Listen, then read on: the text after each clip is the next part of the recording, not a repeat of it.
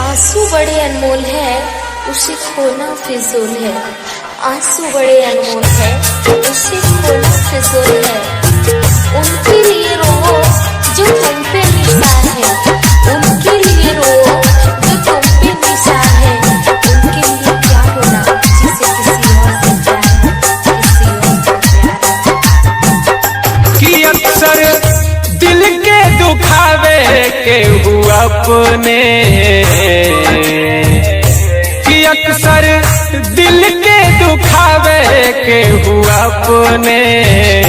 का दर्द होला सिखावे के हुआ अपने, का दर्द होला सिखावे के हुआ अपने। रिश्ता जुड़ला से बेसी टूटे कतने,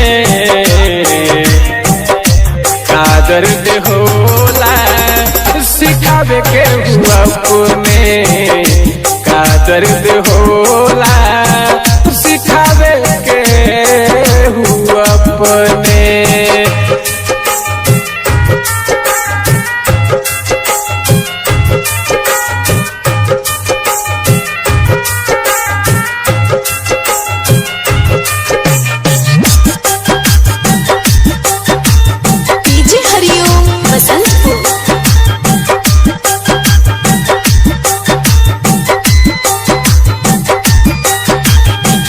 अपने हंसावेला अपने रुबावे, अपने जखम देला मरहम भिलावे।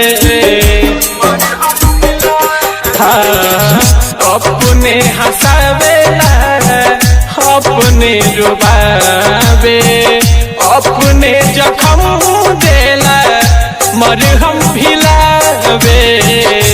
जतने दूर जाई पास आई है वो तने, कि जतने दूर जाई पास आई है वो तने। का दर्द होला सिखावे के हुआ अपने, का दर्द होला सिखावे के हुआ अपने।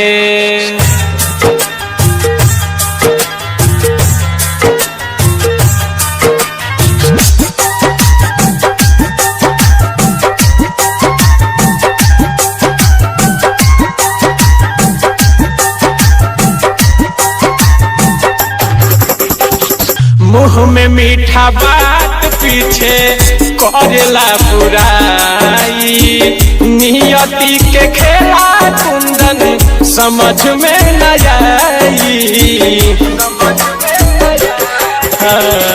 मुँह में मीठा बात पीछे करेला बुराई, नियति के खेला प्रेम समझ में न आई। राइटर रहा जन्म देसिया देख बस अपने,